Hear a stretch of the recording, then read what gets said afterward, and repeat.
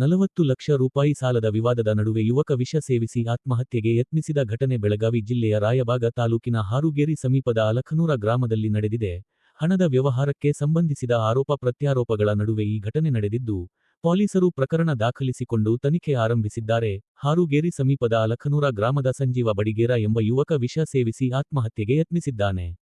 ಅದೇ ಗ್ರಾಮದ ಶಿವಪುತ್ರ ಬಡಿಗೇರ ಅವರು ಸಂಜೀವ ಬಡಿಗೇರ ತಮ್ಮಿಂದ 40 ಲಕ್ಷ ರೂಪಾಯಿ ಪಡೆದಿದ್ದು, ಹಣ ಮರುಪಾವತಿಸದೇ ಇರುವುದಾಗಿ ಆರೋಪಿಸಿದ್ದಾರೆ. ಈ ಹಿನ್ನೆಲೆಯಲ್ಲಿ ನಿರಂತರ ಹಣ ವಾಪಸ್ ನೀಡುವಂತೆ ಒತ್ತಡ ಹಾಗೂ ಕಿರುಕುಳ ನೀಡಲಾಗುತ್ತಿತ್ತು ಎಂದು ಸಂಜೀವ ಬಡಿಗೇರ ಪೊಲೀಸ್ ದೂರಿನಲ್ಲಿ ಆರೋಪಿಸಿರುವುದಾಗಿ ತಿಳಿದುಬಂದಿದೆ.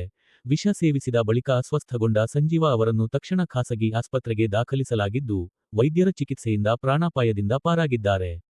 ಇನ್ನೊಂದೆಡೆ, ಸಂಜೀವ ಬಡಿಗೇರ ಅವರ ತಾಯಿ, ನಾವು ಬಡ ಕುಟುಂಬದವರು, ನನ್ನ ಮಗ ಕಳೆದ 7 ವರ್ಷಗಳಿಂದ ಶಿವಪುತ್ರ ಬಡಿಗೇರ ಅವರ ಬಳಿ ಕೆಲಸ ಮಾಡುತ್ತಿದ್ದ, 40 ಲಕ್ಷ ರೂಪಾಯಿ ಸಾಲ ಪಡೆದಿದ್ದಾನೆ ಎಂಬ ಆರೋಪ ಸುಳ್ಳು.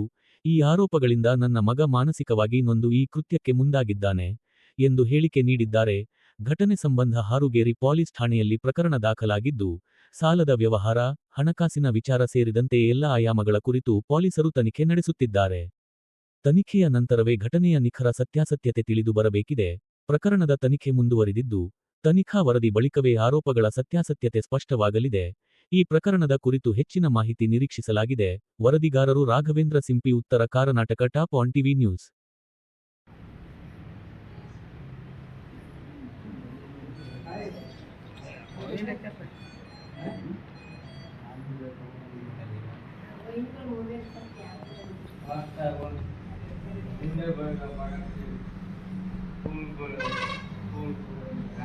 ಸಾಲಾನ ಹುಡುಗನ ಕರ್ಕೊಂಡು ಹೋದ್ರೆ 8ನೇ ಐತ್ರಿ ನಮ್ಮ ಹುಡುಗರಿಗೆ 8ನೇ ಸಾಲಾನ ಬಿಡಿಸ್ರಿ ಅಂಗಡಿಗೆ ಹೋದ್ರಿ.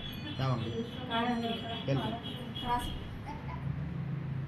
ಯಾರು ಹೋದ್ರಿ? ಅವ್ನ ಮೈದ್ನ ಮಗ ರೀ. ಅವ್ರ ಹೆಸರು? ಶಿವಪುತ್ರ.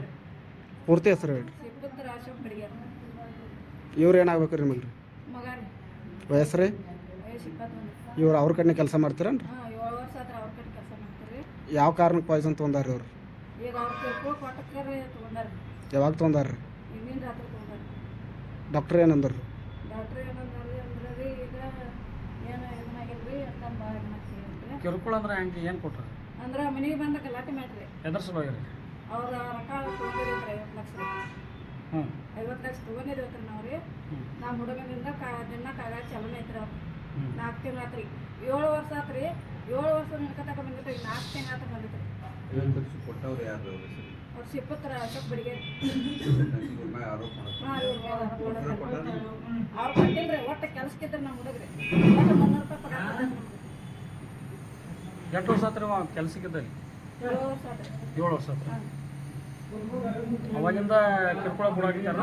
ಈಗ ಒಟ್ಟು 4 ತಿಂಗಳು ಆತ್ರಿ. 4 ತಿಂಗಳ ಒಟ್ಟು ಕಿರುಕುಳ ಕೊಡತ್ತಾರೆ. ಎಷ್ಟು ರೊಕ್ಕ ತೊಗೊಂಡ್ರಿ? 50 ಲಕ್ಷ ತೊಗೊಂಡಿರತ್ರಿ ನಾವು. ಕೆಲಸ ಬಿಡ್ಸ ಅಂತ ಚಲೋ ಐತ್ರಿ. ಆಯ್ತು ರೀ. ಈಗ ಪೊಲೀಸರದ್ದು ಯಾರು ಬಂದಿಲ್ಲ ಇಲ್ಲಿ? ಇಲ್ಲಿ ಯಾರು ಬಂದಿಲ್ರಿ. ನೀವು ಅದು ಏನಾದ್ರು ಪೊಲೀಸರು ಫೋನ್ ಮಾಡಿದ್ರಿ? ನಾವು ಪೊಲೀಸರು ಹೋಗಿಲ್ರಿ. ನಾವು ಹೋಗಿದ್ದೀರಿ. ನಮ್ಗೆ ತಗೋಲಿಲ್ರಿ. ಈಗ ಏನಂತಂದ್ರೆ ಈಗ ನಿಮ್ದು ಏನು ಪ್ರೂಫ್ ಐತೆ ತೊಗೊಂಡ್ರಿ ಅನ್ನತ್ತಾರ. ಅಲ್ಲಿ ಈಗ MLC ಕಳಿಸ್ಯಾರ. MLC ಕಳಿಸಿದ್ರು ಬಂದಿಲ್ಲ. ನಾವು ಪ್ರೂಫ್ ಬೇಕನ್ನತ್ತಾರ. ಪ್ರೂಫ್ ಎದ್ರ ಕೊಡ್ಬೇಕ್ರಿ ನಾವು? ಇಲ್ಲಿ ಡಾಕ್ಟರ್ಗೆ ಗೊತ್ತಿಲ್ರಿ ಏನು ತೊಗೊಂಡಾರ ಅನ್ನೋದು ರೀ? ಪ್ರೂಫ್ ಪ್ರೂಫ್ ಕೊಟ್ಟಾರಲ್ಲ. ಅವ್ರು ಬೇರೆ ಸರ್ದಾರ. ಅವ್ರ ಬರಾಟ ಕೇಳ್ರಿ ಅಂದ್ರಿ. ನಿಮ್ಮ ಹೆಸರು? ಲಕ್ಷ್ಮೀ ಹನುಮಂತ ಬಡಿಗೇರ. ಈಗ ನಿಮಗೆ ಏನಾಗಬೇಕಾಗೈತೆ ರೀ? ಈಗ ನಿಮಗೆ ಏನಾಗಬೇಕಾಗೈತೆ ರೀ? ನಮಗೆ ನಮ್ಮ ಮಗನ ಇದನ್ನ ಬೇಕಿಲ್ಲ. ಈಗ ಅವ್ರಿಗೆ ಏನು ಹೇಳಕ್ ಬಯಸ್ತಾರೆ ನೀವು? ಈಗ ಏನು ನಿಮ್ಗೆ ರೊಕ್ಕ ಕೊಟ್ಟನೆ ಅಂತೇಳಿ ಆರೋಪ ನಾವು ಮಾಡಕ್ಕೆ ರೊಕ್ಕ ತೊಗೊಂಡ್ರನ್ನ ಹೇಳ್ಬೇಕಿಲ್ಲ ಸರ್. ರೊಕ್ಕ ತೊಗೊಂಡಿದ್ರಿ ನಾವು. ನಮ್ಮ ಮೇಲೆ ಆರೋಪ ಹೊರಾತಾರ್ರಿ. ನಾವು ಎಲ್ಲ ಡಾಕ್ಯುಮೆಂಟ್ಸ್ ತೆಗ್ಸಿದ್ರಿ. ಅವ್ರು ತಗೋವಾರಿಸ್ತಾರೆ ಬಂದ್ರೆ. ಅವ್ರು ಪ್ರೂಫ್ ನೋಡುವಾರ ಬಂದ್ರೆ ಏನಂತ್ರಿ ತುಡುಕ್ ಕೇಸ್ ಹಾಕಂದಾತಾರ. ಅದನ್ನ ಬಿಟ್ಟಾರ್ರಿ. 50 ಲಕ್ಷ ಹೋದ್ರಿ. ಈಗ ಇನ್ನೂ ತುಡುಕ್ ಕೇಸ್ ಹಾಕಂದಾತಾರ. ಶಿವಪುತ್ರ ಅಶೋಕ್ ಬಡಿಗೇರ. ನೀನು ಒಳಗ ಹೋಗಿತ್ತು ಹೋಗ್ತಾರ. ಅದನ್ನ ಬಂದು ಕಾಟ ಕೊಡ್ತಾರೆ. ಈಗ 7 ವರ್ಷ